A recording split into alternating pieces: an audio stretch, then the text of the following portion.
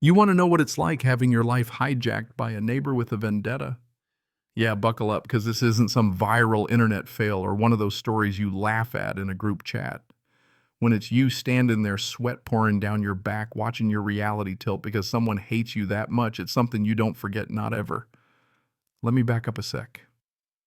It all kicked off on the kind of day where the heat feels personal.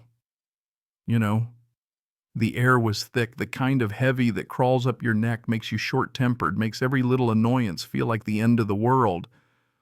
But nothing, and I mean nothing, prepares you for seeing your neighbor, a woman you barely talk to, who's been passive-aggressively policing your life for years outside your window, halfway through stealing your air conditioner in broad daylight. I stood there for a moment just staring, honestly thinking maybe I was hallucinating. But no, there she was, the lady from 3B, stringy hair slicked to her face, hands clamped on my AC, looking like she was wrestling a gator. "Can I help you with something?" I asked, trying to keep my voice level, but I'll admit there was a little edge there. She whips around, gives me this look, not like she's caught, but like I'm the one interrupting her. "This is mine," she says, not even blinking. I'm taking it back. You know that moment when you realize you're not dealing with a misunderstanding, but with someone who's writing their own reality as they go? Yeah, that was it. She goes on about you people, and it lands like a slap out in the open on the grass under the sun. I tell her to put it down or I'll call the cops and write. Then she just smiles and says, "Oh, I'll call them myself." Pulls out her phone, does her little victim routine cries, shakes, claims the big scary black man is threatening her.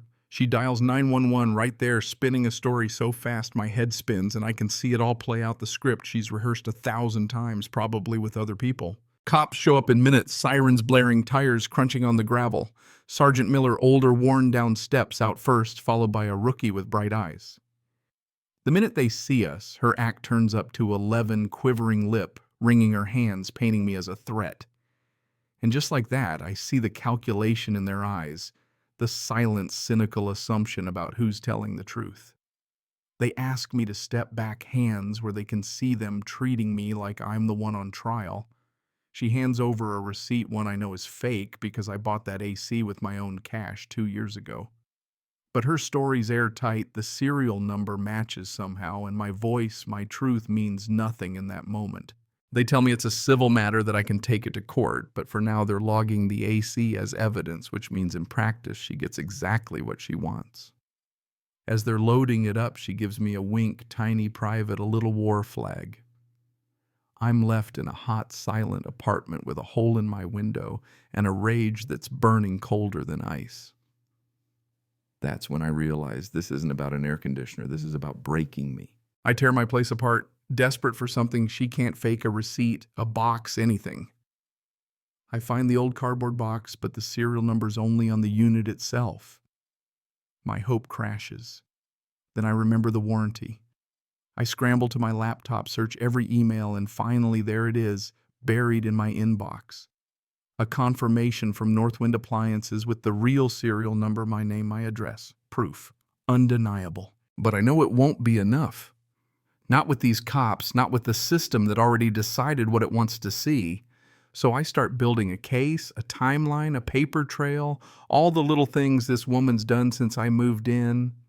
Complaints about barbecues, the wrong color, patio furniture, scratched cars, anonymous notes, all those little pricks meant to wear me down. It's a pattern, death by 1,000 bureaucratic cuts, all wrapped in the language of community standards.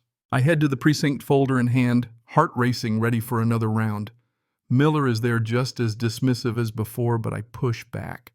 Show him the email, the timeline, everything. He starts to see the cracks grudgingly and says he'll pass it to a detective. Maybe, just maybe, I've planted enough doubt for the real work to start. A couple days later, Detective Harris calls, different vibe entirely. Calm, curious, asks about everything, not just the AC.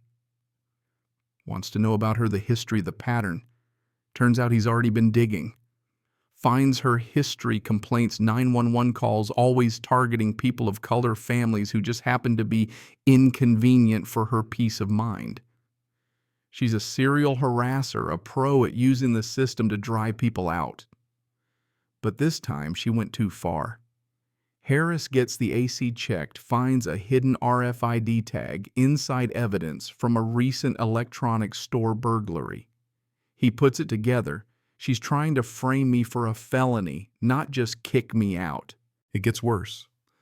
Turns out her grandson Kyle is in deep-caught shoplifting on probation and now a prime suspect in the DigiWorld burglary. She needed someone to take the fall to keep him out of prison. So she picked me easy, visible, a problem she's been trying to solve for years. She or Kyle slips into my apartment while I'm at the gym, plants the RFID tag, then creates a spectacle with the AC. The plan is sickly brilliant. After the cops take my AC as evidence, she calls in. An anonymous tip connects the RFID tag to the stolen tablets, and I get nailed for felony possession. My life trashed in an instant. Harris moves fast, gets a warrant, raids both her apartment and Kyle's, finds the stolen goods, the fake receipts, her practice printouts in the trash. Kyle cornered folds and confesses. Brenda cracks, muttering about how she was just trying to help her family. Their stories spill out a tangled mess of entitlement delusion and old-fashioned hate. The system finally starts to grind the right way. But let me tell you, even with the truth on your side, nothing's simple. The complex tries to stiff me for the window neighbors, treat me like a pariah, and online, the story gets twisted until I'm the villain or some kind of co-conspirator. It's like her poison didn't just target me, it seeped into the whole community. I feel isolated, paranoid, double-checking locks, watching faces for that flicker of suspicion. Healing isn't just about getting your stuff back or seeing your attacker sentenced. It's about clawing your life back day by day. The trial comes. Brenda tries the old lady act, the loving grandma routine, but Harris and the DA, Miss Chen, are relentless. The evidence is stacked too high.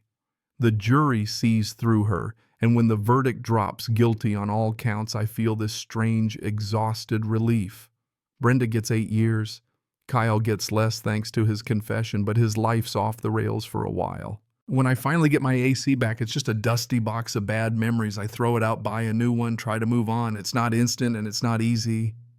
Some nights I still see her face, hear that fake cry on the phone, but I also see Harris, the civil rights group that helped me, the friends who stood up for me. I share my story first in small meetings, then at a town hall. It's not just about me anymore. It's about all the ways the system can be weaponized and how we have to keep pushing back. You wanted the story, that's it. Ugly, raw, real. It's a story about a neighbor from hell, sure, but it's also about the ways hate hides in plain sight, about the power of one good detective, about how justice isn't a clean win, but a long, grinding fight. So what do you think? Does justice ever really make you whole? Or is it just a patch over wounds that never fully heal? Drop your thoughts down below. Share your own stories if you've tangled with injustice. And let's keep the conversation alive because no one should have to fight this alone.